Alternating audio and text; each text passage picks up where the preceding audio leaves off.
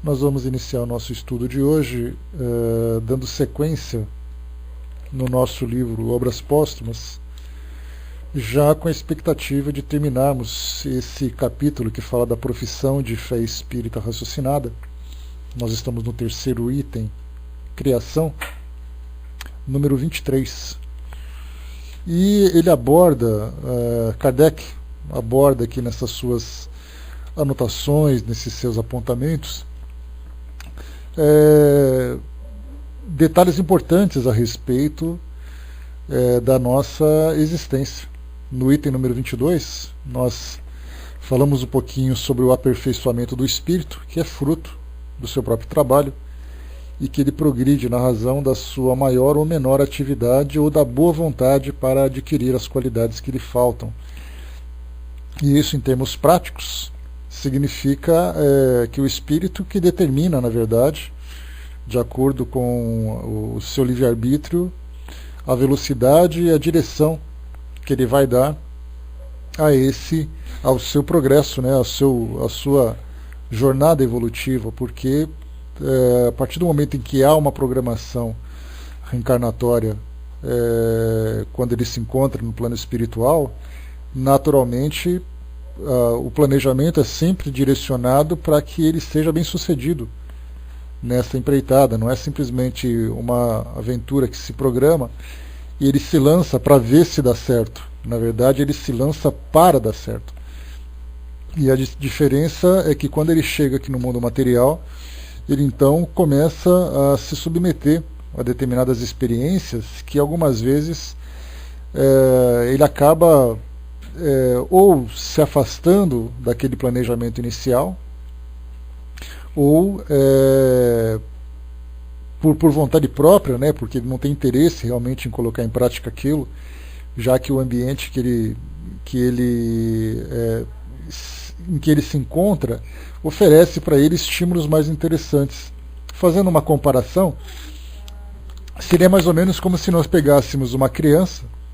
Eu acho que todo mundo já passou por uma experiência como essa, se não com as crianças, mas na época em que era criança. A gente pode imaginar que tem um compromisso, então a criança tem que fazer a lição da escola, e a gente vai dizer para ela assim: olha, você vai fazer a lição da escola, não vai? Ela vai dizer: não, eu vou fazer a lição da escola. Você sabe que é importante lá para sua professora, não sabe? Ele vai dizer: sim, eu sei que é importante. Tá bom. Então a gente vai lá no shopping center, do lado daquele parquinho, e você faz sua lição lá, tá bom? Aí a gente sabe que a criança naturalmente vai prestar muita atenção na lição que ela está fazendo, e obviamente ela vai se distrair com tudo aquilo que tem à volta dela, e ela vai ficar doida para fazer a coisa mal feita, ou então largar tudo para fazer depois e ficar adiando cada vez mais o seu compromisso.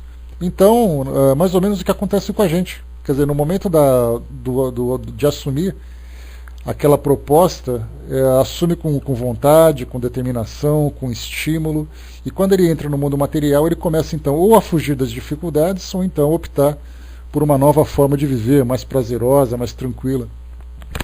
Daí então é o que acontece com a maioria de nós, né? Principalmente nesse mundo de provas e expiações, onde nós demonstramos ainda tanta imaturidade. Por isso então, o espírito que entra com seriedade, aquele que é mais dedicado, que é mais sério nas suas investidas, certamente ele consegue avançar com muito mais rapidez. Já aqueles que são ainda naquela condição mediana, naquela condição comum de um mundo como o nosso, ele acaba depois fraquejando nas suas responsabilidades, perante as suas responsabilidades. Bom dia, pessoal que chegou.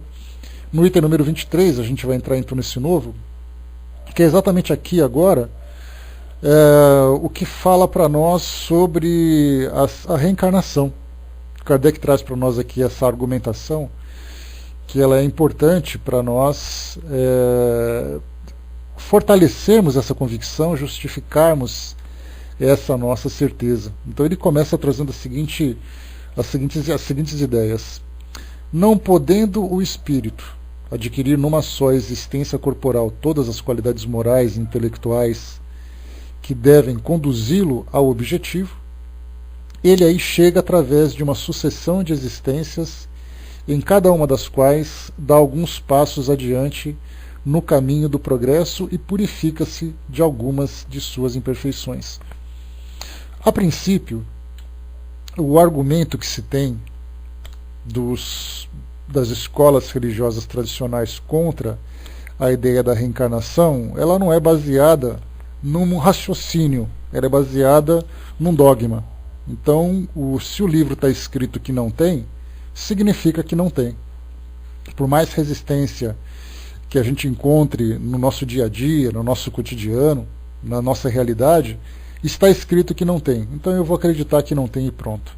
E o segundo ponto simplesmente é a questão da lembrança. Nós não nos lembramos daquilo que aconteceu em nossas vivências passadas, consequentemente a gente coloca como concreto aquilo que é palpável para nós, aquilo que é racionalizável.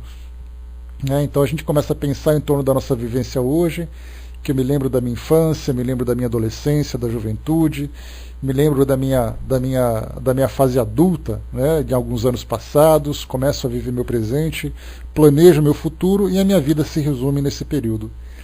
Mas saindo um pouco dessa questão da crença e mesmo saindo um pouco dessa questão das lembranças, a gente tem que entrar na realidade do espírito e começar a analisar exatamente a capacidade que ele tem de evoluir, da sua velocidade, do seu potencial, do seu entendimento, do seu intelecto. E aí a gente começa a olhar no nosso mundo hoje e faz uma análise dentro daqueles dogmas religiosos que pensam assim, bom, essa única existência que eu tenho, a minha única oportunidade para eu alcançar o reino dos céus.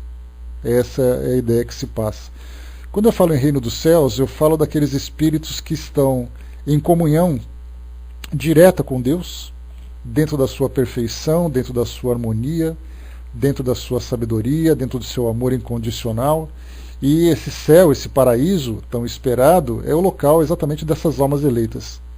E então a gente começa a olhar no nosso mundo hoje, e olhando nesse nosso mundo a gente fica se perguntando qual é a capacidade que essas pessoas demonstram para poder chegar realmente nesse grau evolutivo, dessa única tentativa. E até mesmo dentro das próprias religiões, aqueles que são os frequentadores, aqueles que são os mais assíduos, o fato deles estarem o tempo todo dentro de uma instituição religiosa não demonstra que intimamente, que espiritualmente, eles apresentem alguma evolução. Na verdade, o que eles têm ali é a frequência, não é necessariamente a atitude. Até porque o que a gente entende hoje dentro das religiões elas se transformaram numa porta de fuga da realidade, porque quando eu me salvo dentro da minha religião, eu me salvo e não me importo com quem ficou para trás. Então cada um salva a si mesmo. Então salve-se quem puder, porque eu estou no meu caminho, porque eu estou seguindo, porque eu vou conseguir. Então esse eu demonstra claramente o egoísmo do ser humano. Então, na verdade, as religiões hoje, em vez de demonstrar fraternidade, elas demonstram partidarismo. E esse partidarismo denota claramente a inferioridade do nosso mundo hoje. O Papa Francisco, essa semana, ele fez uma declaração interessante no jornal italiano, que acabou causando uma certa repercussão dentro da própria Igreja Católica. Ele disse o seguinte, que o que importa é o que as pessoas praticam para alcançarem esse reino dos céus. E ele afirmou que até mesmo os ateus, se praticarem boas ações, alcançarão o reino dos céus. E aí então teve um representante da igreja, um bispo, se eu não me engano, lá do Canadá, e falou, negativo, se você não conhecer a Igreja Católica, se você não fizer parte dela, você não vai para o céu. Então a gente viu ali dentro das próprias religiões, aquele partidarismo. Esse Papa, que pelo que ele tem demonstrado até agora, mostra uma grande sabedoria, uma grande sensibilidade, sai daquela ideia do partidarismo, enquanto que outros continuam ainda acreditando dessa forma. Aí a gente pensa, se esse bispo fez uma declaração como essa, que somente aqueles que conheceram a Igreja Católica serão salvos, então nós excluiremos desse rol dos eleitos, tiraremos então Mahatma Gandhi, Siddhartha Gautama, ou no Buda, tiraremos Chico Xavier, e tiraremos tantos outros espíritos que conseguiram construir no mundo a realidade, a real instituição do amor. Mas isso não faz diferença, o que vale é o partidarismo. É dessa forma que deve se pensar. Então, o que a gente vê hoje nas religiões é exatamente isso, é cada uma tentando crescer como um partido político, como uma empresa conquistando clientes, e não simplesmente uma escola moralizante. E cada escola moralizante vai pregar, na verdade, o mesmo princípio. Mas muito mais do que o moralizante, ela vai pregar os seus dogmas. Então a gente começa a olhar para o mundo hoje novamente, seguindo aquele raciocínio. Qual é exatamente a expectativa que a gente tem de que as pessoas do nosso mundo hoje, dos países, das empresas, das nações, das instituições de um modo geral, qual é exatamente a eficácia, ou qual é exatamente o grau de sucesso que elas vão conseguir alcançar dentro desse comportamento que elas estão hoje, nessa única existência que elas têm. Porque a gente imagina que uma pessoa hoje, nos seus 30 anos de idade, considerando que a expectativa de vida só do brasileiro está ali em torno de 74 anos, então quem tem 40 anos tem 34 anos para se tornar o perfeito para poder ir para o céu. Apenas 34 anos. E enquanto ele se preocupa com a sua evolução moral, ele vai ter que trabalhar, colocar comida dentro de casa, resolver problema com os filhos, resolver problema com a família, vai ter que resolver problema com a sociedade. Então ele tem apenas isso, 34 anos. Quem conseguir alcançar os 80, 90 anos está com hora extra ali, está com crédito para novas tentativas. Então a gente vê que racionalmente é impossível que alguém consiga alcançar esse grau de perfeição que se espera. Nem mesmo dentro das religiões nós encontramos isso, aqueles que vivem em função das religiões. Ainda mais as pessoas comuns. Então, se isso for realmente uma lei, se isso fosse uma lei, nós chegaríamos naquele paraíso, se nós tivéssemos condições, e veríamos ali um ou outro gato pingado. Seria mais ou menos naquela festa de casamento durante um temporal. Quando você chega, está cheio de mesa vazia, um ou outro ali que não foi para a igreja, foi direto para o salão, a comida esquentando, ninguém para comer. Então seria mais ou menos essa imagem que a gente encontraria. Né? Mas aí então vem a ideia das vidas sucessivas, ou das vivências sucessivas, das etapas reencarnatórias, onde nós temos ali várias e várias oportunidades para ir gradualmente ascendendo nessa escala evolutiva, mais ou menos como se fosse a nossa vida acadêmica. Eu faço o primeiro ano, depois o segundo ano, o terceiro e assim sucessivamente, até alcançar um grau mais elevado de conhecimento. Não adianta pegar uma criança dentro da sua imaturidade e tentar jogar numa única oportunidade que ela tem todo o conhecimento possível para que, terminando esse ano, ela possa demonstrar que conheceu realmente tudo. Aí a gente vê que é ilógico pensar dessa forma. Mas muito mais do que o raciocínio que não somente a doutrina espírita explorou, porque a gente lembra que a ideia da reencarnação não é uma ideia patenteada pelo espiritismo. Né? A gente tem ali que a transmigração das almas, a reencarnação, são denominações, são expressões que são utilizadas desde os gregos, lá naquele passado distante.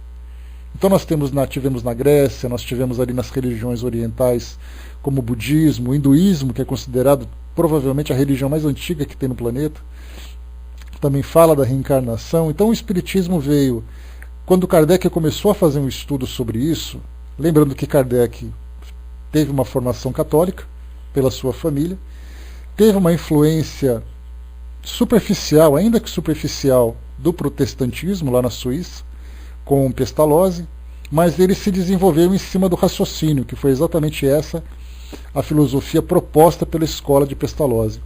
Então os alunos tinham que, através do conhecimento, através da prática, da lógica, chegar à sua conclusão. Mas então ele começou a ter contato com os fenômenos espíritas, as mesas, as comunicações, começou então a pensar de um modo diferente a respeito da relação com o mundo espiritual a partir do momento em que ele obteve essas revelações, e aí então começaram a surgir também as ideias das vidas sucessivas. E isso para ele era uma novidade, porque até então, em termos de filosofia, essa é uma proposta. Mas aí de repente ele podia pensar assim, bom, isso aí é uma crença, assim como existe a crença de uma única existência dentro do cristianismo, Pode existir também a crença em vidas sucessivas, mas qual será a realidade se nós não temos essa informação? E aí então, conversando com os espíritos, começaram a chegar essas revelações. E aí as revelações batiam com a lógica, batiam com o raciocínio. Então, na verdade, o que nós temos hoje na doutrina espírita, que estuda as reencarnações, ela não inventou, ela não aceita simplesmente por dogma, mas ela vê nisso a lógica, e até mesmo também pelas próprias informações dos espíritos, quando eles falam sobre as experiências que eles viveram no passado relacionadas com os sofrimentos do presente, quando eles falam sobre aquela fase na erraticidade que eles vivem e o planejamento para uma nova encarnação. Então eles falam do passado, daquilo que eles viveram, fala do futuro, daquilo que eles estão planejando, e começa então a perceber que o espírito, na verdade, esse é até um fato interessante quando a gente fala sobre o espírito. Então a gente pensa assim, quando eu falo de reencarnação, é uma expressão muito comum que nós utilizamos, principalmente hoje, que nós temos aí na psicologia a terapia de vidas passadas, e nós já conversamos sobre isso. Quando nós falamos em vidas passadas, significa que nós estamos falando em várias vidas que nós tivemos, e nós não tivemos várias vidas. Nós temos uma única vida que se distribui em várias fases, em várias etapas evolutivas. Então, quando eu falo em vidas passadas, significa que no passado eu fui alguém, no presente eu sou uma outra pessoa, no futuro eu serei uma outra ainda. E entre essas três vidas, aparentemente não há nenhuma conexão.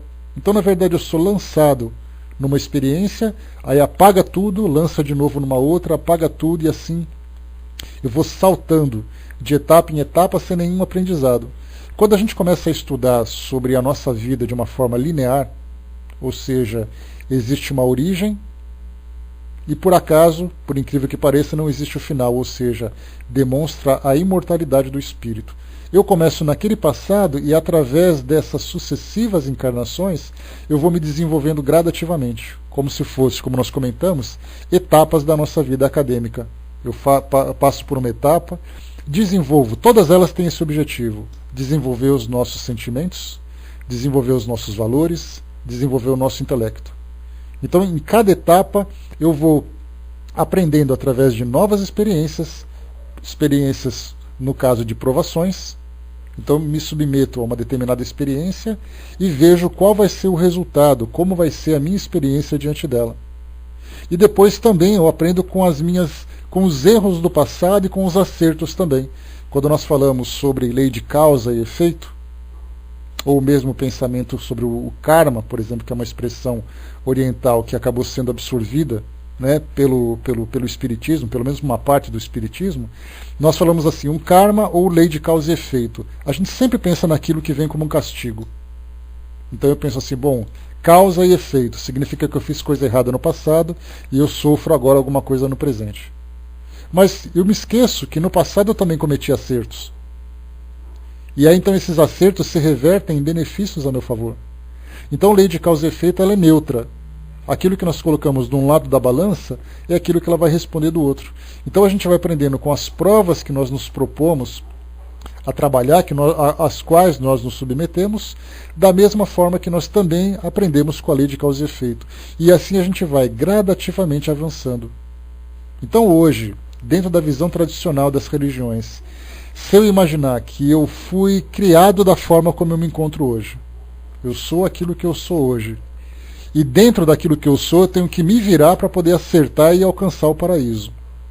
E eu começo a pensar assim, mas como é que nós podemos entender a justiça de Deus criando essa variedade de indivíduos, aqueles que são mais fracos de caráter, aqueles que são mais retos no caráter, aqueles que são mais ignorantes, aqueles que são mais intelectualizados, aqueles que são mais fracos, aqueles que são mais fortes. Como é que Deus faz essa seleção? Aí naturalmente a gente vai dizer, quem somos nós para julgarmos Deus? Mas a gente pode não julgar ali a intenção de Deus, mas certamente o resultado do seu trabalho é questionável. Por que eu tenho privilégios e o outro não tem? Qual exatamente o critério que foi utilizado para me colocar agora em frente ao computador, conversando com pessoas de várias partes do mundo, enquanto tem pessoas na África que não têm o que comer e estão morrendo de doenças? Crianças que morrem de doenças infecto-contagiosas, crianças que morrem por desnutrição, crianças que morrem em ambiente de guerra. O que eu tenho que elas não têm? Por que eu fui privilegiado e elas não? Então a gente já começa a perceber, peraí, essa única etapa encarnatória, fazendo essa seleção, como se fosse num sorteio, né? E aí até o próprio Stephen Hawking, né, aquele nosso grande cientista, sempre diz para nós, né, que Deus não joga dados. E aí significa o quê? Que não é uma questão de sorteio. É uma questão de lógica, só que é uma lógica que a maioria ainda não compreende. Aliás, nós também não compreendemos.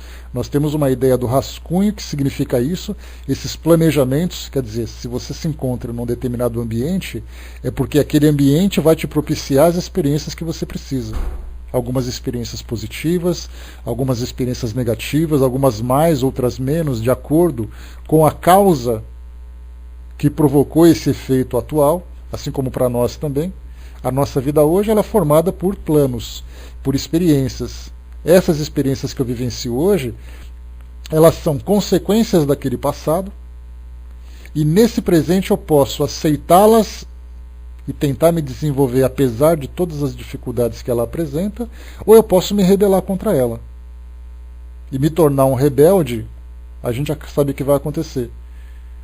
Conforme Kardec nos lembra, né, quer dizer, nós temos ali a nossa oportunidade para fazermos com que a nossa evolução seja acelerada pela nossa motivação, pelas nossas intenções, pela nossa vontade, pelo nosso livre-arbítrio, ou eu posso simplesmente tentar fazer com que aquilo fique o mais retardado possível para que eu não sofra as consequências disso. Pelo menos essa é a impressão inicial. Então, esse pensamento que é a base da doutrina espírita. Nós temos várias etapas encarnatórias com o objetivo de nos desenvolvermos moralmente e intelectualmente. E a proposta evolutiva que nós temos é sempre alcançar aquele estado em que todas as nossas imperfeições foram depuradas, elas foram lapidadas. Algumas vezes a gente pensa assim, né? Mas os espíritos puros, eles não têm mais imperfeições nenhuma. E eles não têm mais imperfeições, não é porque elas não foram retiradas do seu caráter, não é porque elas foram simplesmente cortadas, é porque elas foram completamente dominadas. Porque na verdade nós nos desenvolvemos desde aquele princípio, quando nós fomos formados como espíritos, que é uma época em que nós não conhecemos. Aliás, os próprios espíritos dizem que essa informação é uma das tantas que se encontram ainda sob os mistérios de Deus. Então, naquele momento que nós somos criados, nós somos dotados de instintos que nos levam, naturalmente, à autopreservação, à sobrevivência. Então, esses instintos eles vão sendo, com o passar do tempo, compreendidos, controlados, domados, até que chega um momento em que eles já não têm mais efeito nenhum. Então, eles não são retirados, eles são dominados. E é através dessas experiências que nós vamos aprendendo assim. Hoje nós nos perguntamos, né? Poxa, mas eu tenho tantas imperfeições ainda, eu começo a analisar as minhas tendências, os meus desejos. E quando eu falo desejo, eu não falo apenas de desejo relacionado com sexualidade, eu falo desejo com objetos, desejo com posição, desejo com fantasias, com sonhos, com tudo. Então hoje eu tenho tanta coisa, eu fico imaginando então a distância que eu me encontro de ser um espírito perfeito. Só que normalmente a gente sempre fica olhando para frente, tentando imaginar qual a distância que nos separa ainda daquele objetivo lá no final do horizonte. E a gente se esquece de olhar para trás e saber o quanto a gente já caminhou. Para saber que aquele instinto primitivo que nos levava à agressividade, ao egoísmo, ao desequilíbrio, isso foi dominado. Pelo menos assim de uma forma superficial. Agora nós vamos começar a trabalhar nos detalhes. Porque antes a vida e a morte, a sobrevivência, isso era o que era importante para nós naquele passado. Hoje não. Hoje nós já estamos nos desenvolvendo. E é esse desenvolvimento que mostra para nós a nossa evolução. Então isso já começa a entrar em contradição com aquela ideia de que não, Deus te criou agora e você vai ter que se virar para poder alcançar a perfeição, e quando chegar no fim da sua vida, e torce para que a sua vida seja longa, dependendo do seu caráter, para que você tenha tempo de trabalhar, para você alcançar o paraíso, senão você vai para o inferno. Então muitas pessoas pensam assim, né? Essa ideia da religião que diz que Jesus vai te salvar, que o sangue de Jesus morreu na cruz para a nossa salvação, porque você fazer a sua doação vai ser o suficiente, você frequentar vai ser o suficiente. Dentro do próprio ensinamento de Jesus, dos próprios ensinamentos, ele dizia que a cada um segundo a sua obra. E essa afirmativa, ela supera qualquer outra interpretação que se faça sobre os demais ensinamentos. Não dos ensinamentos, mas da interpretação que se faça. Que se você seguir, já vai ser o suficiente. Não, ele disse que a cada um segundo as suas obras. Você é responsável por aquilo que você faz. Então não adianta você rezar, não adianta você cantar, não adianta você frequentar, se você não se transformar interiormente. E é aí que entra o grande ensinamento que nós comentamos agora há pouco, né? Ou o grande pensamento que o Papa Francisco levou para o mundo católico, dizendo que mesmo se você for ateu, são as suas boas ações que vão te conduzir para o paraíso. E ele falava assim: se você praticar boas ações, a gente vai se encontrar lá. Essa foi a visão que ele transmitiu, e foi essa visão que entrou em choque com o pensamento dogmático da própria instituição. Vamos em frente. Bom dia, pessoal que chegou. Deixa eu ver aqui. No item número 24. Só um instantinho aqui para eu virar a minha página, que ela ficou travada. Vamos lá, 24. Kardec continuou com o mesmo raciocínio. A cada nova existência, o espírito traz o que adquiriu em inteligência e moralidade nas suas existências precedentes, assim como os germes das imperfeições das quais ainda não se despojou. Então, cada ano que ele avança, quando eu falo com os meus alunos sobre a vida acadêmica que eles têm, então a gente lembra sempre daquela questão do progresso. Num ano, você aprende alguma coisa em matemática, português, nas ciências humanas, você aprende um pouco sobre essa ou aquela matéria, nas matérias científicas e tudo mais. Quando você passa para o próximo ano, você vai aprender matérias novas. Só que eles não se dão conta de que essas matérias novas estão fundamentadas naquilo que eles aprenderam no ano anterior. Então, na verdade, eles vão apenas, como eu falo sempre para eles vão sempre complicando a matéria que você está aprendendo. Mas você, na verdade, nunca aprende uma matéria nova. Você sempre aprende aquela mesma matéria, mas desenvolvida num assunto, né, num assunto a mais, num assunto que se acrescenta. Mas a base é fundamental. Então você começa a estudar sobre vários temas, de repente você incorpora mais uma informação. Sem aquela base, você vai ficar completamente fora da realidade, quer dizer, você vai ficar boiando, como digo para eles, né, naquilo que está sendo passado. Então é importante que você aprenda bem num ano, para que você leve esse conhecimento para poder desenvolver mais no próximo. No caso da nossa escola moral, não é diferente. Aquilo que nós aprendemos moralmente e intelectualmente numa vivência anterior, nós vamos dar continuidade hoje. Se eu quero, por exemplo, falar sobre, vamos pensar sobre vamos dizer assim, sobre a questão da crítica, que é uma das grandes mazelas da nossa humanidade. Pessoas são muito críticas, muito agressivas, não fazem autocríticas, mas fazem muitas críticas para o mundo, para as pessoas e tudo mais. Eu não vou nessa minha existência hoje dizer assim: olha, eu não vou mais criticar ninguém. Na verdade, no passado eu já comecei a aprender a observar as pessoas por uma outra perspectiva e não por aquela crítica, assim como também eu aprendi a me olhar naquele grande espelho moral para saber, né, espelho meu, existe alguém pior do que eu? Na verdade, eu não faço mais comparação, eu começo a olhar para mim mesmo. Eu começo a olhar para mim e ver assim: bom, no passado eu cometi esse tipo de equívoco, hoje eu já não cometo mais. No futuro eu terei mais facilidade para lidar com isso. Então hoje a gente pode perceber que não existe mais morte, né, na nossa conduta. Naturalmente nós temos aqueles irmãos que ainda vivem esse desequilíbrio, não compreenderam ainda esses valores e praticam esses crimes que chocam a nossa sociedade. Mas de um modo geral a gente fica se perguntando: será que eu seria capaz de fazer isso? Então nós temos aqueles grandes crimes perante a sociedade que acontecia no passado. A gente olhava na questão da escravidão, que a gente matava as pessoas por futilidade, a gente não dava valor para a vida de ninguém, não dava valor para o patrimônio de ninguém. As guerras eram praticadas assim, sem nenhum tipo de de critério, né? Qualquer motivo, só de olhar torto um para o outro, assim já era motivo para ter uma briga, para tomar aquilo que é do outro e tudo mais. Hoje a nossa sociedade já se transformou. Então, por mais dolorosa que possa parecer essa nossa vivência hoje, a do passado era muito pior. E assim a gente vai, aos poucos, alcançando essas conquistas, alcançando esse novo patamar.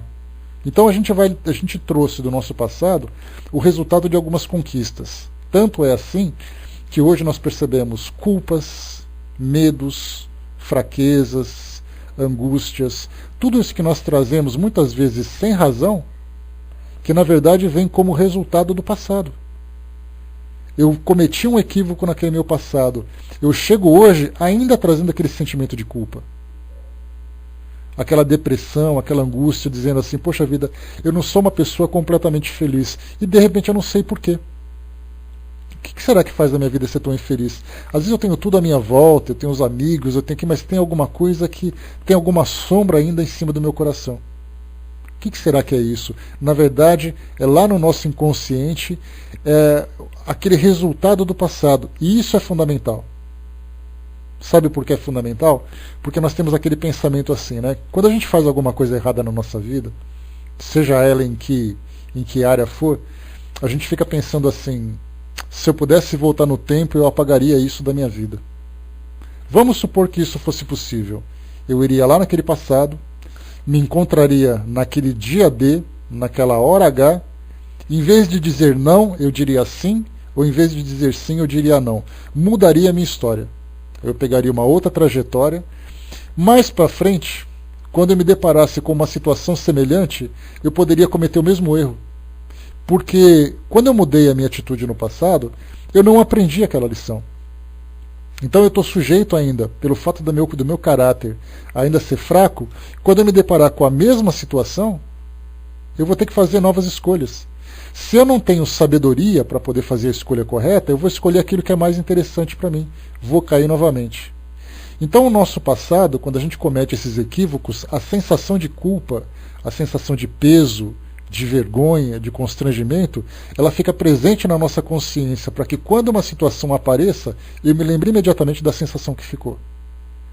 Então, na verdade, assim como no nosso desenvolvimento biológico, a gente vai criando anticorpos, conforme a gente vai tendo contato com tudo aquilo que está à nossa volta, com os micro-organismos, com a sujeira, com isso, com aquilo, consciencialmente, a nossa mente também vai criando anticorpos morais, que são esses sistemas de defesa.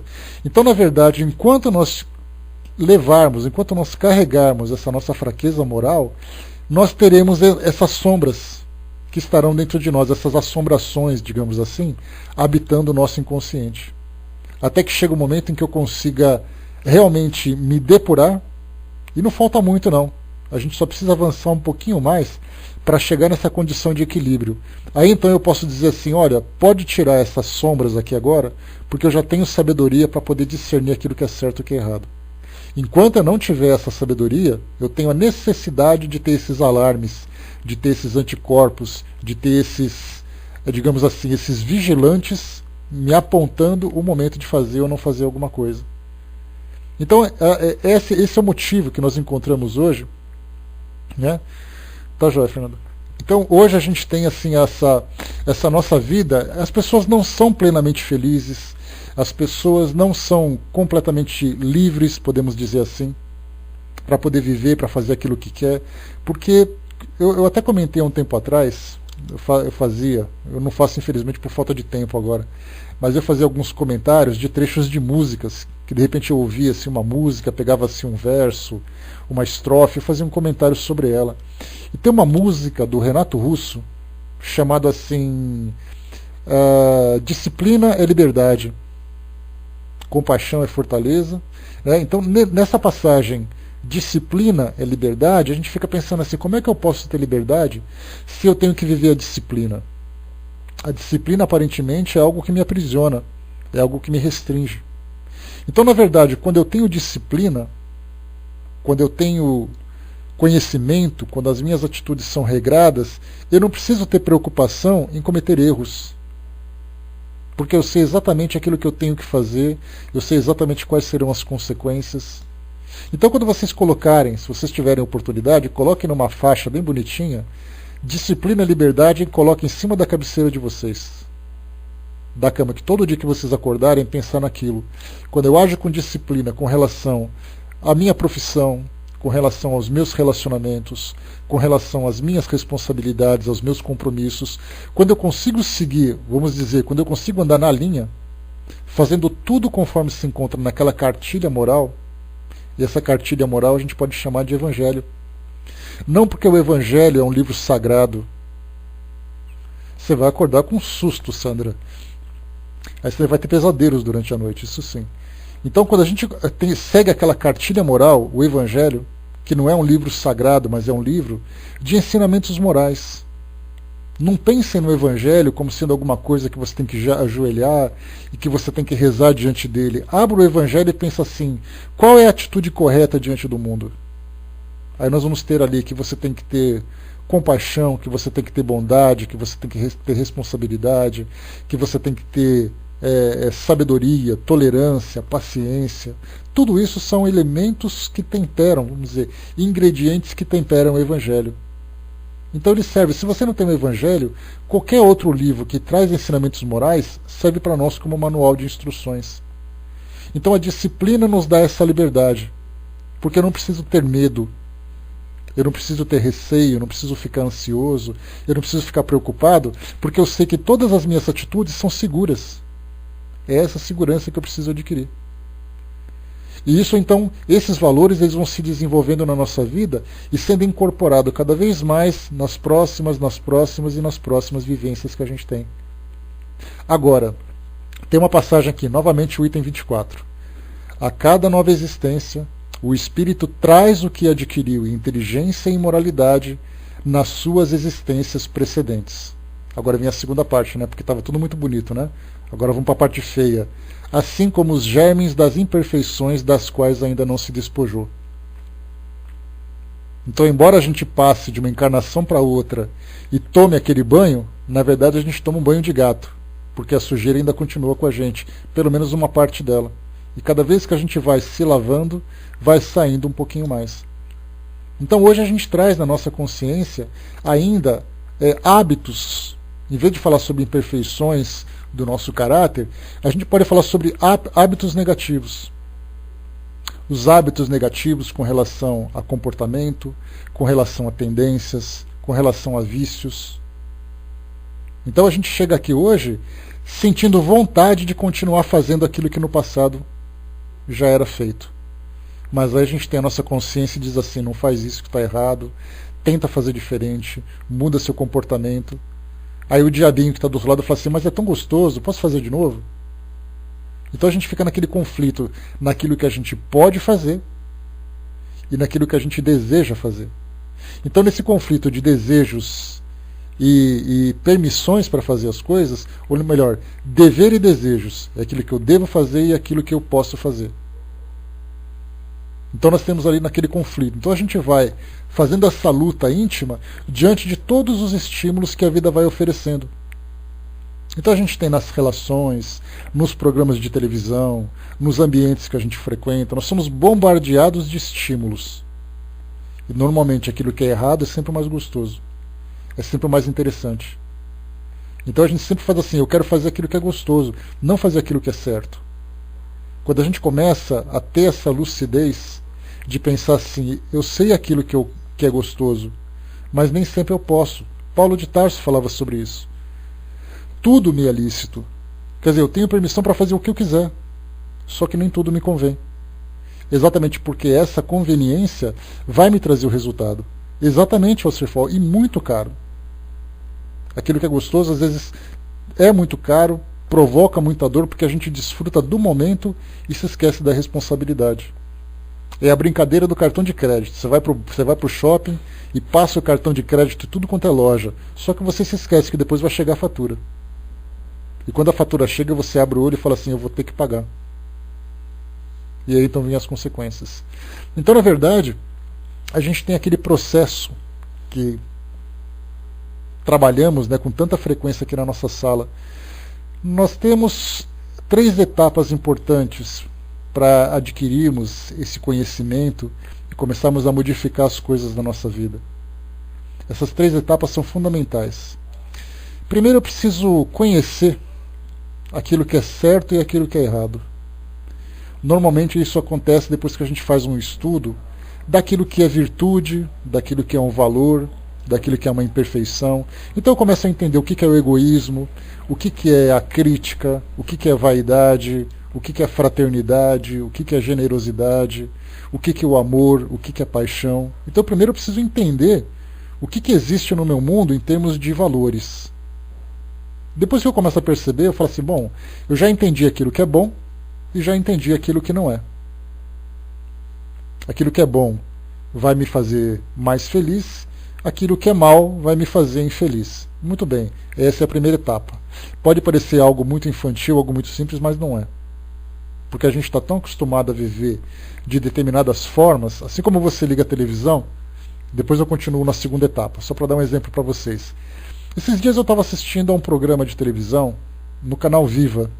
É um canal que mostra aqueles programas antigos, né, que passava na Rede Globo, né? Então de vez em quando a gente se depara com aqueles programas assim que relembra a juventude, que era legal de assistir. Aí eu estava sem fazer nada, tal, estava assim meio despretensioso, parei e comecei a assistir a um dos programas humorísticos que passava naquele... estão lembrando, né? Ei, idade. Saudade não tem idade, né? E vocês tudo se entregando, tudo gente velha já, mas tudo bem. Então, a gente comecei a assistir e por acaso comecei a ver um programa do Jô Soares, quando ele fazia aquelas comédias e tal, né? Vi um outro programa do Chico Anísio. Eu falei assim, poxa vida, nossa, quanto tempo eu não vejo essas coisas, e comecei a assistir. Aí eu comecei a reparar nas piadas que eles faziam naquela época. Aí eu comecei a olhar assim e falei, que essa piada é picante, hein? O Chico Anísio com um personagem que brincava um pouco com pedofilia, o outro brincava com um pouco de erotismo, um pouco mais escancarado na televisão. Eu falava assim, poxa vida, eu não reparava nisso. Nós passamos ali 30 anos de lá pra cá, eu comecei a olhar e falei assim, era isso que eu assistia naquela época, eu nem percebia. Aí eu falei assim, poxa, as coisas mudaram de lá pra cá, né? Felizmente, né? Então tudo, né? Esses personagens e tal. Mas enfim, então a gente vê assim que a gente está tão acostumado com determinado tipo de comportamento que a gente já não consegue mais discernir algumas situações sutis que são equivocadas, mas que a gente julga que é correta. A gente julga, não, tá certo, é legal isso daí. A gente vê as novelas, vê os filmes na atualidade, daqui 20, 30 anos a gente vai assistir esses mesmos programas e vai ficar chocado. Eu não acredito que eu consumia esse tipo de produto e eu não me dava conta da qualidade dele. Né? Tá, já, bom trabalho então, Zangado, vai com Deus, volte sempre. Então a gente começa a se habituar com aquilo que é errado. E quando a gente se acostuma com alguma coisa que é errada, esse é o grande problema. Então o fato da gente se acostumar não significa que a coisa seja certa. Naquela década de 80, por exemplo, até metade da década de 90, era muito comum a gente ver propagandas de cigarro na televisão, vocês se lembram disso? Mostrava aqueles jovens com jet ski, com windsurf, com motocross, e depois eles fumavam assim, aquela maravilha e coisa e tal. De repente todo mundo com câncer de pulmão, enfisema pulmonar, aquela coisa toda. Aí isso foi proibido na televisão. Mas naquela época era normal. Aquelas músicas, saiu até CDs, né? Aqueles CDs, assim, na época era disco, né? Saiu aqueles discos de vinil, assim, que mostravam, né, as melhores músicas da Hollywood, por exemplo. Aí todo mundo comprava, achava uma maravilha e tudo mais. Hoje nós estamos habituados a ver, por exemplo, bebidas alcoólicas. Que fala de um martini, fala de uma cerveja, fala de alguma coisa. Daqui a um tempo isso vai ser proibido também. Mas as coisas vão mudando conforme a nossa cabeça vai mudando. Conforme algumas novas diretrizes vão sendo lançadas. Mas muito bem, nós conseguimos naquela primeira etapa identificar aquilo que é certo e aquilo que é errado. Eu já sei, eu posso me acostumar, eu posso achar que é normal, né? Uma experiência interessante, veio um rapaz aqui da TV a cabo na minha casa, que é vizinho até inclusive, aí ele bateu, veio aqui falar comigo, tudo jóia, tudo bem e tal. Ele falou assim, olha, eu consegui um código aqui, que eu deixo para você por 1 ano, todos os canais abertos e a velocidade da internet no máximo, para você experimentar durante 1 ano. Aí eu parei assim, olhei e falei assim, Quanto que custa isso? Eu falo, você me dá R$100 que eu faço para você. Aí a tentação, né? Vocês imaginam a tentação, né? Porque afinal de contas, o fato de nós estarmos aqui juntos não me isenta de sofrer essa tentação. Eu fiquei olhando assim todos os canais de filme, a velocidade que eu tenho é de 20 megas, né? Eu vou ficar com 100 megas durante um ano, todos os canais abertos, só por R$100. Eu fiquei coçando. Aí ele falou assim, olha, vê direitinho aí, você me liga que eu venho aqui, coloco o código para você, habilito na hora, tudo direitinho. Aí eu falei, tá legal. Eu fiquei pensando. Aí minha mãe chegou e falou assim, e aí, você vai aceitar? Eu falei assim, olha, estou morrendo de vontade, mas isso é errado, eu não vou fazer. Por mais que eu queira, e eu vou contar isso para todo mundo na sala, porque se eu fizer depois, todo mundo vai ficar sabendo que eu fiz. Então eu estou contando para vocês me protegerem dessa tentação. Então, a gente vê assim, as pessoas fazem isso com naturalidade. É comum isso agora. De você chegar e falar assim, olha, eu vou fazer porque todo mundo faz, não tem problema, ninguém vai ficar sabendo, não vai ter prejuízo para nada, essas coisas todas, então vamos fazer. Ou seja, aquilo que é errado, quando se torna um hábito, a gente dificilmente consegue tirar de uma hora para outra. Então a gente identifica o certo e o errado, essa é a primeira parte. A segunda parte é quando a gente começa a buscar dentro de nós aquilo que a gente viu de certo e de errado. O egoísmo, as tentações, os vícios, as tendências e tudo mais. A pergunta é, eu já consegui identificar aquilo que é e que não é. Agora, o que existe disso dentro de mim? Aí já vem a parte do autoconhecimento. Esse autoconhecimento ele é muito problemático, porque a gente tem que admitir que nós somos falhos, a gente tem que admitir que nós temos essas fraquezas, a gente tem que admitir o erro. E isso é a parte complicada. É você se olhar no espelho e você perceber que você não é uma pessoa tão bonita como você imaginava. Que aquela beleza exterior ela não reflete necessariamente a nossa beleza interior. Se é quando a gente tem beleza exterior, pelo menos, né? Então, essa é a segunda parte. E a terceira parte, que é a parte mais complicada, é a gente entrar no combate. Primeiro eu seleciono as coisas, segundo eu vejo o que eu tenho e o que eu não tenho, e a terceira eu começo a lutar contra isso que tem dentro de mim. Então quando Kardec coloca para nós assim, que nós trazemos também os germes das imperfeições, das quais ainda nós não nos despojamos, a gente tem que passar por esse processo. Essa luta, essa transformação moral, essa reforma íntima, essas expressões que são tão utilizadas dentro da doutrina espírita, despojar do homem velho, começar a vivenciar o homem novo, como Paulo de Tarso falou lá naquele passado, essa é uma luta que todos nós temos que travar. Algumas vezes a gente não consegue vencer, porque tem algumas imperfeições que estão tão enraizadas dentro de nós que a gente não consegue tirar de uma hora para outra.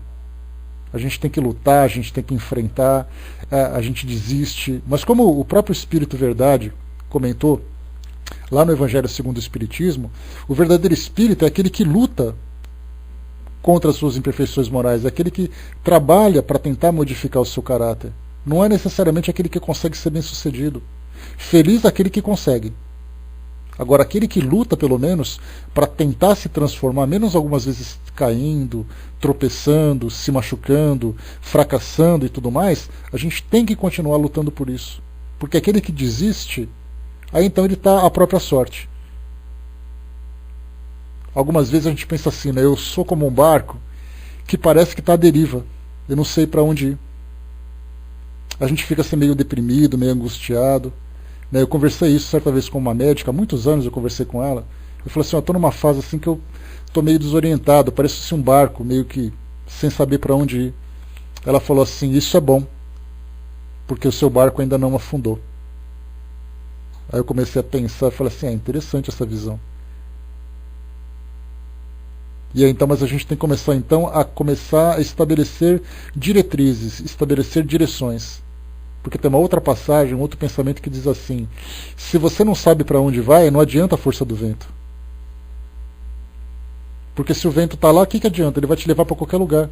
E de repente, se você se deixar levar pelo vento, ele te joga contra as pedras. Então a gente tem que determinar o nosso caminho. Qual é o nosso caminho? A gente tem que lembrar que nós somos espíritos. E o espírito ele tem uma direção. O espírito ele tem que crescer, ele tem que evoluir. Então essa é a direção dele. E a nossa referência qual é? A gente começa a buscar aqueles espíritos que são as nossas referências. Alguns usam Jesus como referência, outros usam um santo, outros usam um amigo, seja lá quem for. A gente coloca aquele objetivo, eu quero ser como ele foi, eu quero seguir pelo caminho que ele seguiu. E aí então a gente olha para o horizonte, foca aquele semáforo que está lá no fim do horizonte e fala, é para lá que eu vou. E aí a gente faz de tudo para alcançar esse objetivo, esse propósito. E a gente não fica à deriva. A gente começa a ter um sentido na nossa vida. A gente vê que não é a preocupação do nosso dia a dia, não é a preocupação do nosso cotidiano, mas a gente tem um propósito. Então, apesar de todos os compromissos e responsabilidades e dificuldades que eu enfrento, eu continuo olhando naquela mesma direção. Essa é a parte importante. A Niga colocou, né, a minha irmã hoje, evangélica, disse que ser novo homem tem que ter batismo nas águas e se tornar evangélico. Tira, Nega, o pensamento do rótulo e tira o pensamento do sacramento, da tradição, mas pensa na transformação íntima, na transformação espiritual que uma pessoa que abraça uma causa dessa consegue alcançar. E aí a gente consegue perceber que não importa qual a filosofia que ela abraça, se ela se promove, se ela se estimula a alcançar essa transformação, ela consegue ser bem-sucedida. Aí muita gente vai dizer assim, eu consegui vencer porque eu sou evangélico. Aí o outro vai dizer assim, mas eu consegui vencer porque eu sou católico. Eu consegui vencer porque eu sou espírita. O outro vai dizer assim, eu sou ateu. E mesmo assim eu consegui vencer. Então a gente vê que a questão de rótulo é cada um torce para o seu time, né? Tem evangélico, católico, espírita, tem corintiano, tem flamenguista, tem atleticano. Tudo isso é rótulo. É rótulo que a gente coloca. Mas o que importa para nós é a essência. O que aquela filosofia traz para você de positivo. E cada um fala na linguagem que melhor lhe convém. Vamos lá, item número 25. Eu achei que a gente ia terminar hoje, né? Já era. 25. Quando uma existência for mal empregada pelo espírito, quer dizer, se não fez nenhum progresso no caminho do bem, ela não tem proveito para ele, e ele deve recomeçá-la em condições mais ou menos penosas, em razão da sua negligência e do seu mal querer. Lembrem-se daquele pensamento de cabeceira que eu tenho, tudo que é mal feito tem que ser feito 2 vezes. E a segunda vez é sempre mais difícil.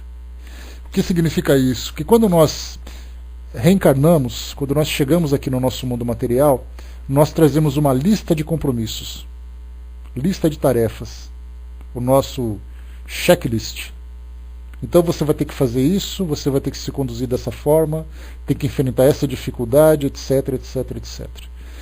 Quando a gente começa a negligenciar esses compromissos, a gente não só não faz aquilo que foi programado para a nossa vivência, como também a gente acaba criando situações que não eram necessárias, exatamente porque a gente não seguiu aquele roteiro.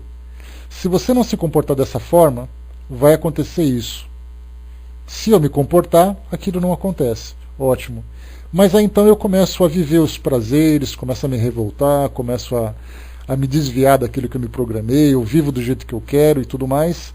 Aquilo que eu me comprometi não foi feito, outras situações surgiram e elas vão me amarrando cada vez mais no passado. A próxima encarnação que eu tiver, eu não vou conseguir avançar. Eu vou ter que me preocupar com aquilo que eu não fiz.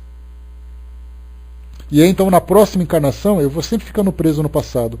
A gente nunca consegue se libertar do passado porque nosso presente hoje, que é a maior oportunidade que a gente tem de fazer as coisas do jeito certo, a gente negligencia. Hoje nós estamos sofrendo, a nossa vida é cheia de dificuldades, a gente sabe que o nosso passado foi problemático, por isso o nosso presente também é, em termos de situações, em termos de condição social, em termos de saúde, em termos de relacionamento, em termos de estrutura psicoemocional, tudo aquilo que nós temos hoje são complicados, são problemáticos. Nós não podemos, dificilmente a gente vai encontrar alguém hoje e vai dizer assim, essa pessoa ela é uma pessoa que está em pleno equilíbrio.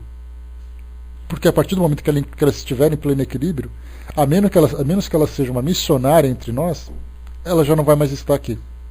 Ela vai estar vivendo num ambiente onde pessoas como ela também desfrutam das mesmas conquistas. Então todos nós aqui nesse mundo hoje, provas e expiações, Todo mundo aqui é devedor, todo mundo aqui é imperfeito, todo mundo aqui tem dificuldade e fraqueza. Então a nossa vida hoje, problemática como ela é, basta a gente olhar na nossa casa, basta a gente olhar no nosso organismo, basta a gente olhar o nosso estilo de vida, a gente vai perceber que tem dificuldade. Essas dificuldades, muito mais do que provas que nós escolhemos para podermos desenvolver os nossos valores, mostram claramente que o nosso passado foi problemático. Quer dizer, eu joguei uma sementinha ou algumas sementinhas lá naquele passado e hoje eu estou pegando aqueles frutos amargos que, infelizmente, aquela árvore acabou produzindo. Então o meu presente hoje é consequência do meu passado. Se eu tiver sabedoria, eu vou começar a pensar assim, bom, então hoje é a oportunidade que eu tenho de plantar novas sementes. Porque quando chegar no futuro, eu vou poder colher frutos diferentes. Então hoje nós estamos colhendo aquilo que o passado ofereceu e temos a oportunidade de plantar sementes diferentes. Algumas vezes a gente faz assim, né? Pega aquele fruto amargo, espinhoso, que acabou nascendo naquela árvore que eu plantei no passado, aí eu como aquele fruto, porque eu sou obrigado a comer. Se você planta, você come, se vira. E eu cuspo as mesmas sementes da minha trajetória. Em vez de eu pegar essa semente e guardar, pegar sementes novas e jogar, eu continuo jogando as mesmas sementes. No futuro, eu vou ter que comer as mesmas frutas de novo. Só que vai ser numa situação pior, porque eu já experimentei, sei que ela é amarga e vou ter que fazer de novo. Então, o que acontece? Quando a gente fala sobre essa questão de nós aproveitarmos ou nós desperdiçarmos a existência que nós temos hoje, é questão de planejamento, como qualquer empresário, porque a nossa vida, na verdade, é uma empreitada, como qualquer empreitada empresarial que nós temos hoje. Você tem que escolher os seus melhores sócios, fazer os melhores investimentos, fazer um planejamento daquilo que você pretende construir na sua empresa. A nossa vida hoje é uma empresa. Nós temos sócios, fazemos investimentos, temos situações de mercado para analisar. Basta que a gente tenha sabedoria para analisar aquilo que está à nossa volta. Ah, mas é que eu gosto tanto de viver assim, então continua. Você sabe qual é o resultado, você já tem sabedoria, já tem discernimento para fazer as coisas do modo correto. Aí então é questão do seu livre-arbítrio. Ninguém vai te proibir de fazer, mas no momento em que você assumir um compromisso, você vai ter que cumprir. Essa é uma dificuldade que nós ainda temos resistência, porque nós sabemos, é aquela história do sem vergonha, né? Sabe que é errado, mas continua fazendo. Item número 26, para a gente poder finalizar. Né? Deixa eu ver aqui, a Nega colocou, né? Mas será possível que não conseguir pagar nenhuma conta, né? Pois é. A gente tem uma vantagem, viu, Nega? Porque quando a gente comete um erro, eu sempre falo isso para vocês, a gente comete um erro à vista. E Deus faz prestações para a gente poder pagar. Porque se a gente tivesse que responder à vista tudo aquilo que a gente comete de erro, a gente não ia suportar. Porque a gente comete muitos erros. Então a gente tem ali os atenuantes e os agravantes. Os agravantes são todas as ações que a gente faz para piorar aquilo que a gente já tem. Os atenuantes é aquilo que a gente faz que compensa um erro que a gente já fez. Joana de Ângeles fala sobre isso. Ela diz que quando você joga uma pedra para cima, a própria lei da gravidade faz com que a pedra volte na sua cabeça. Mas se você abrir o guarda-chuva da caridade, você consegue amortizar o impacto dessa pedra. Então, essa é a questão. Então a gente tem que pensar assim, eu sei que eu cometo erros, mas eu também cometo acertos, eu pratico acertos. São esses acertos que vão atenuar a intensidade dos impactos daquilo que eu faço. E exatamente são essas as prestações que a gente vai conseguindo ajustar. A Cíntia colocou, né, você sabe quantas laranjas tem numa árvore, né, mas não sabe quantas laranjas tem em uma semente. Né? Exatamente. Quer dizer, a gente sempre vai agindo de um modo inconsequente, achando que tudo pode acontecer do modo certo, que tudo vai dar certo, mas a gente não age para que as coisas deem certo. Então, na verdade, assim, a gente tem essa cartilha, a gente tem esse nosso roteiro. Se a gente conseguir seguir isso do modo mais regrado possível, porque a gente não consegue seguir aquilo à risca ainda, a gente não tem força moral suficiente para isso, mas se a gente conseguir pelo menos o esforço para promover essa transformação moral, como disse o Espírito Verdade para nós, é aquele que se esforça para conter as más inclinações. Não é aquele que contém as más inclinações. Porque aquele que contém já está depurado. Ele nem espírita mais é. Ele já conseguiu ascender as religiões, né? Aquela crença, religião universal do amor dos espíritos mais elevados. Espírita, né? Religião espírita é para nós que somos encarnados. Para aqueles que estão em esferas maiores, já ultrapassaram a barreira dos rótulos, já ultrapassaram a barreira das crenças. Tudo é certeza, tudo é ação, tudo é transformação. Deixa eu ver aqui, o Fernando colocou para nós, né? Podemos pagar em várias reencarnações e ainda nos queixaremos, né, nos queixamos por conhecimento, por desconhecimento. E é por aí. Mas esse desconhecimento ele é temporário. Você fica preso naquele universo de ignorância enquanto você desejar. As informações estão aí. Todas as religiões são escolas espirituais. Basta você escolher qual é a sua melhor escola e estudar de fato as diretrizes morais que ela apresenta. Vamos ali. Número 26. Devendo o espírito a cada existência corporal adquirir alguma coisa de bem e despojar-se de alguma coisa de mal, daí resulta que após um certo número de encarnações encontra-se depurado e chega ao estado de espírito puro. Então a gente viu que cada ano que ele passa, cada etapa encarnatória, ele aprende alguma coisa e deixa para trás alguma coisa ruim. Então esse é o processo. Se a gente fica estacionado, a própria força da natureza, né? Mais uma frase de cabeceira, o destino conduz aquele que o aceita e arrasta aquele que o nega. Se você por acaso fica numa condição estacionária, a própria vida vai te arrastar pela força das circunstâncias. Se você aceita o objetivo, se você aceita aquele compromisso, você naturalmente vai trabalhar para poder continuar evoluindo e crescendo cada vez mais. Essa é a visão que a gente sempre tem que compreender para nós. Então, não fazer da nossa vida, quer dizer, fazer valer a pena a vida que a gente tem hoje. E esse fazer valer a pena não é eu ganhar muito dinheiro, ficar importante, é eu olhar para dentro de mim e pensar assim, no que eu estou me transformando? Nós conversamos sobre isso no nosso último encontro desse estudo. Que tipo de pessoa eu sou? Quais são as minhas realizações? O que eu consegui transformar na vida das pessoas à minha volta? O que eu consegui transformar na minha própria vida? É isso que faz a diferença. Porque no momento em que nós retornarmos para o mundo espiritual, não importa os títulos que eu tenho, não importa o patrimônio que eu tenho, isso é muito interessante, porque me proporciona conforto. E como a gente já conversou, quanto mais conforto eu tenho, maior é a possibilidade que eu tenho de trabalhar. Agora, muitas vezes eu tenho conforto e eu fico desfrutando desse conforto. Porque eu não preciso fazer nada, cada um com seus problemas, eu não tenho problema. Beleza, continua assim.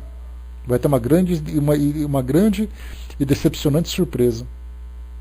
Por isso, então, a gente tem ali sempre esse propósito. Sempre tem que fazer com que alguma coisa melhore na nossa vida. Em tudo. O esforço do trabalho, o esforço dos relacionamentos. Isso para paciência, tolerância, cooperação, fraternidade, solidariedade. No caso de conquistas, por exemplo, profissionais, conquistas materiais, é a perseverança, é a honestidade, é o esforço. Em tudo na nossa vida, todas as experiências que nós temos hoje visam a nossa transformação moral. Mas o que uma faculdade pode me trazer? A faculdade é a dedicação que você tem, é a responsabilidade, é a intenção com que você faz. Tudo isso. Então as experiências nos servem para a transformação moral. Se nós não tivermos essa visão, a gente vai conseguir continuar patinando, até que chega uma situação que tira todas essas oportunidades e nos força apenas a própria sobrevivência. E quando chegar a sobrevivência, aí é uma situação dolorosa. A gente pode olhar pelo mundo afora e ver as pessoas que não conseguem absolutamente nada. A vida delas gira em torno do comer, dormir e se tratar. Só isso. E é uma experiência que certamente nenhum de nós aqui vai querer, de tão dolorosa que ela é. E continua, 27. Vamos lá que estamos chegando ao final, faltam mais... Deixa eu ver aqui, faltam mais 3 itens. Vamos lá. 27. O número de existências corporais é indeterminado. Depende da vontade do espírito abreviá-la, trabalhando ativamente para o seu aperfeiçoamento moral. Quando a gente fala, vamos aqui por detalhes, né? Por partes, apreciar cada detalhe dessa observação de Kardec. Lembrando que o que nós estamos lendo é um capítulo do livro Obras Póstumas que trata da profissão da fé espírita raciocinada. Então ele está separando por tópicos tudo aquilo que pode ser considerado as bases do espiritismo. Então a gente falou primeiro de Deus, como é que nós podemos entender Deus, nós conversamos bastante sobre isso, como é que nós podemos entender a alma e como é que nós podemos entender a criação. Nós estamos na parte da criação agora. Então, primeiro, o número de existências corporais é indeterminado. Quando nós falamos em existências corporais, é nós estarmos num mundo materializado como esse. Significa que eu tenho um corpo físico, eu preciso comer, eu preciso cuidar dos meus ferimentos, eu preciso me proteger, eu preciso... tudo aquilo que envolve a vida no mundo material, que é sempre dolorosa. Não tem um mundo material que não traga essas dificuldades. O espírito só para de sofrer as agressões da matéria quando ele começa a viver nos mundos que já são mundos espirituais, mundos das energias, dos pensamentos. E aí, então ele já conseguiu avançar na sua etapa. Enquanto ele estiver vivendo a biologia do mundo material, aí a gente pensa assim, mas tem mundos mais elevados em que o espírito encarna. Deixa ele levar um tombo para ele ver só. Ele vai para o hospital elevado lá passar um remedinho para poder curar o curativo. Então a gente lembra sempre que o espírito, estando na matéria, ele sofre as limitações e sofre as agressões da matéria. Então o número de existências corporais é indeterminado. Significa que enquanto ele necessitar de provas que o estimulem a determinados tipos de transformação, ele vai precisar encarnar em mundos como esses que a gente vive. Alguns mundos são mais agressivos, outros são menos agressivos, mas a matéria é sempre agressiva. Não importa qual. Então ele vai vivendo isso aqui, aprendendo, modificando, até que chega uma hora que ele fala assim, olha, tudo aquilo que eu precisava aprender, eu já aprendi. Então ele tem dois caminhos. Ou ele continua vinculado ao mundo material, como um professor, um sábio, um missionário, ou ele simplesmente migra para mundos mais avançados para continuar o seu desenvolvimento e naturalmente continuar também trabalhando. Mas para isso, o tempo que vai determinar quantas encarnações faltam para que nós reencarnemos. Eu lembro que um amigo comentou, um amigo muito querido, ele dizia assim que um espírito disse para ele que aquela seria a última encarnação que ele viveria aqui no nosso planeta.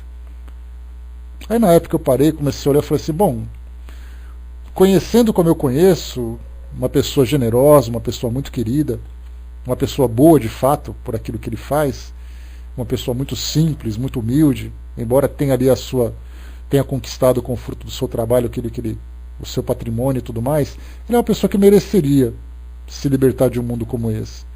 Mas aí a gente começa a analisar e começa a perceber que a vida vai se tornando mais fácil, mas ao mesmo tempo oferecendo mais oportunidades de trabalho. Então, sendo ou não a última encarnação desse amigo, feliz para ele.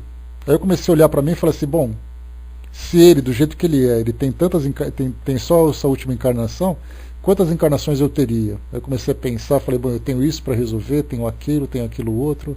Aí eu parei assim na 15ª, falei, não, deixa para lá. Deixa o tempo levar que eu vou me virando conforme dá. Parei na 15ª, né? Não quis mais pensar para não ficar muito angustiado.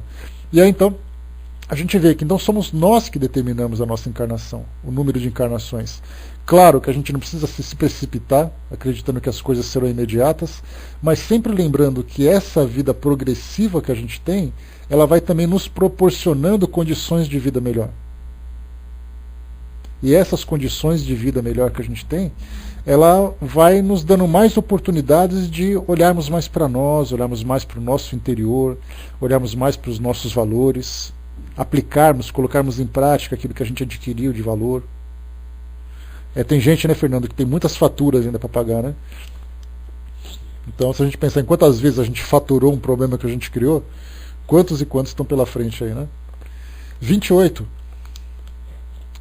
No intervalo das existências corporais, o espírito é errante e vive a vida espiritual.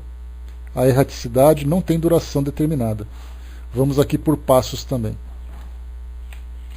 No dicionário, eu até separei aqui para vocês, no dicionário Aulete, Errante significa quem erra, anda ao acaso, sem destino certo, sem morada fixa, desviado do caminho do bom senso, com tendência a ser errante. Então, na verdade, a gente tem assim, que o espírito errante é aquele que não conseguiu ainda estabelecer uma morada definitiva. Então, todos nós que vamos para o mundo espiritual seremos considerados como espíritos errantes, ou seja, nós passamos uma temporada no plano espiritual, aprendemos, trabalhamos, fazemos planos, e depois a gente volta para o mundo físico e assim a gente vai oscilando entre um ambiente e outro ambiente, sem achar ainda a nossa morada definitiva. Essa é a condição. E também no mundo espiritual, cada espírito vai viver o tempo necessário para a sua preparação. Então, quando a gente chegar no mundo espiritual, a gente vai ter ali que fazer um balanço daquilo que a gente viveu, fazer os ajustes necessários para dar prosseguimento, começar a nos desenvolvermos como espíritos que somos, para depois a gente fazer um novo planejamento para colocar em prática novas aquisições, novos aprendizados aqui no mundo material. Então a gente vai e volta, vai e volta.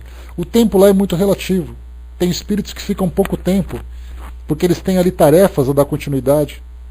Tem outros que precisam de maior tempo, seja para o trabalho, seja para a preparação, seja lá como for. Algumas vezes a gente pensa assim, quanto mais tempo você passa no mundo espiritual, melhor. Porque aí você não está preocupado com o mundo terreno. Só que na verdade o que a gente lembra sempre é que todos os débitos que nós contraímos nas nossas vivências nos deixam com essa pendência. Então assim, a quantidade de espíritos que estão no plano espiritual, nessa condição de espíritos errantes, que estão implorando para reencarnar, para poder resolver logo as pendências que estão ali em suas mentes, em suas consciências e seus corações, é enorme. Como disse um espírito amigo certa vez, parece uma fila de INSS, a quantidade de espírito que espera a vez para reencarnar. E a vez nunca chega. Para uns chegam rápido, como uma oportunidade de regeneração, de transformação. Para outros demoram. Para esses que têm débitos, então, é praticamente um castigo. Não, você vai ter que ficar aqui pensando naquilo que você fez. Depois você vai resolver seu problema. E aí então a coisa fica fermentando, fica sendo cozida na sua consciência e provocando nele todo aquele transtorno, toda aquela dor. Então, dessa forma a gente lembra sempre que o nosso planejamento no plano espiritual é muito relativo. Estar no plano espiritual pode ser uma dádiva, como pode ser um verdadeiro tormento. Por que isso tudo? Porque um espírito culposo no plano espiritual, ele vai continuar com a culpa dele. E a oportunidade dele se livrar da culpa é novamente reencarnar e trabalhar aquilo que ele fez de errado. Para esses espíritos não tem permissão. Então a gente vê que cada um lida no plano espiritual de uma forma diferente. Pode ser o céu, pode ser o inferno, pode ser aquilo que ele construiu dentro dele mesmo.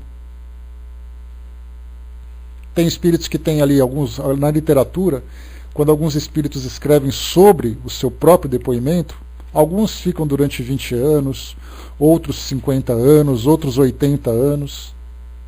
Isso na condição de erraticidade, pelo menos da forma produtiva, vamos dizer assim. Para outros, aqueles espíritos ainda em estado de perturbação, é indefinido. Alguns ficam alguns séculos, outros ficam alguns milênios. Nós simplesmente não conhecemos esses espíritos, felizmente. Mas certamente, para aqueles espíritos que necessitam ainda reencarnar, mas se encontram presos no plano espiritual, pode ter certeza que parece uma eternidade o inferno que eles vivem. E para a gente poder fechar, o item número 29. Quando os espíritos adquiriram no mundo a soma de progresso que comporta o estado desse mundo, deixam-no para reencarnar num outro mais adiantado, onde adquirirão novos conhecimentos, e assim sucessivamente, até que a encarnação num corpo material, não lhes sendo mais útil, vivem exclusivamente a vida espiritual, onde progridem ainda num outro sentido e através de outros meios. A gente pode imaginar, né? Se para nós evoluirmos, nós temos que passar por experiências como essas que nós temos hoje, tanto das nossas como das pessoas que nós conhecemos, das pessoas do mundo de modo geral, a gente pode imaginar como será a vida dos espíritos que não são mais materializados. O que será que eles precisam aprender? certamente tem muito a aprender. Eu dei para vocês um exemplo falando do Chico Xavier, né? Porque a gente pensa assim, né? Bom, o Chico foi talvez o representante contemporâneo maior que nós tivemos em termos de valores, em termos de caridade, em termos de trabalho, de mediunidade e tudo mais. Além de outros, né? Mas a gente pega ele como referência. Então a gente fica pensando assim, o que será que ele tem ainda para aprender no que diz respeito ao mundo como o nosso? Certamente ele tem ali as suas necessidades. Porque na verdade tudo aquilo que ele fez como resultado das suas do seu plantio, como necessidade, como capacidade que ele tinha. E certamente ainda tem muita coisa para fazer. Mas dentro da dimensão em que ele conseguiu alcançar, dentro da, assim, digamos, da sua elevação moral. Então, quando a gente fala em paciência, tolerância, caridade, amor ao próximo, nós temos os nossos compromissos e ele também tem um compromisso dele, só que cada um no seu grau. Então, no plano espiritual, não materializado, a gente tem também os espíritos que continuam trabalhando. Porque o fato de ser imaterial não significa que ele seja puro. A distância entre um espírito que acaba de sair da matéria para chegar na condição de pureza, certamente é uma distância muito grande ainda. E continua para nós aqui. Tendo chegado ao ponto culminante do progresso, desfrutam da suprema felicidade.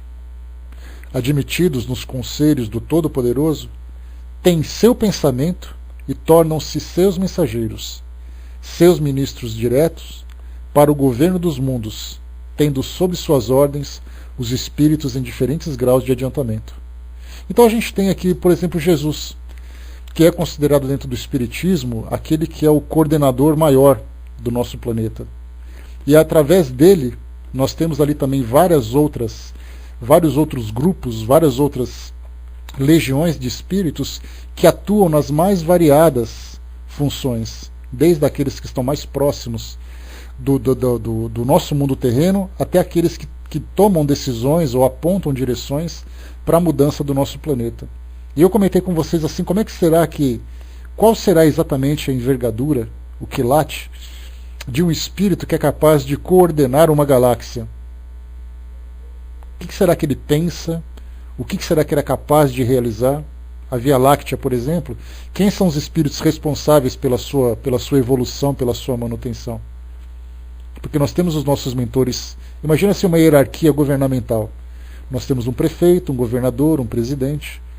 A gente tem o nosso mentor particular, nós temos ali os espíritos preocupados com a nossa família, aqueles espíritos que comandam a diretriz da nossa comunidade, depois aqueles do nosso país, aqueles do nosso planeta, do nosso sistema, e assim a gente vai elevando cada vez mais. Esses espíritos puros, porque não basta ser puro, ele pode ser puro, mas muito mais evoluído do que o outro. Um acaba de ser promovido, né? Olha, Francis, que certamente que é maior quilate moral, a gente sabe, mas qual será exatamente o alcance desse quilate? Eu acho que deve ser um brilho tão intenso que a gente não consegue nem dimensionar na nossa pequenez ainda, né? É mais ou menos como imaginar uma formiga tentando imaginar o que se passa na cabeça de um ser humano. Embora tenha ser humano que tem ali uma cabecinha de formiga, né? Mas tudo bem. Mas a gente vê exatamente isso, essa evolução. Então a gente vai evoluindo, crescendo, ascendendo cada vez mais, até nós alcançarmos esse grau de depuração. E a partir dali a gente imagina, né, dentro dos dogmas convencionais, que você vai para o paraíso desfrutar da presença de Deus. Na verdade, esse desfrute significa muito mais trabalho. Trabalho em condições diferentes, trabalhar com instrumentos diferentes, mas é trabalho o tempo todo. Esse dinamismo no mundo espiritual não acaba nunca. Então se a gente acha, né, que quando você vai para a sepultura, alguém vai dizer para você descanse em paz, na verdade a gente vai trabalhar cada vez mais. Isso sim. Isso é aquilo que a gente vai alcançar. Então, meus amigos, a gente fechou por aqui esse nosso estudo. Esse nosso estudo sobre a profissão da fé espírita. E o próximo item que a gente vai entrar vai falar sobre as manifestações dos espíritos, caráter e consequências religiosas das manifestações espíritas. É o próximo capítulo, então, do nosso livro Obras Póstumas, que Kardec aqui trouxe para nós, né, como resultado das suas reflexões. Vamos lá então, meus amigos, fechando por aqui o nosso encontro de hoje, né, esperando que o nosso bate-papo tenha sido produtivo, com esses esclarecimentos, com essas reflexões, né, que Kardec propôs aqui para nós, né, e a doutrina espírita trazendo para nós mais esclarecimento sobre essa nossa realidade. Se a gente tiver imbuído desse propósito de alcançar realmente essa elevação, se nós estivermos convictos desses elementos, dessa lei universal que rege as nossas vidas, e a gente tiver motivação, força de vontade para alcançar tudo aquilo que é necessário para nos ascendermos nessa escala, certamente a gente vai ter uma vida muito mais feliz. Por enquanto, a gente vai ter que lidar com a realidade que a gente tem hoje, porque a gente está, na verdade, colhendo ainda os frutos do nosso passado, mas ao mesmo tempo que a gente colhe, a gente vem semeando um futuro diferente. Então a gente tem que trabalhar nessa dupla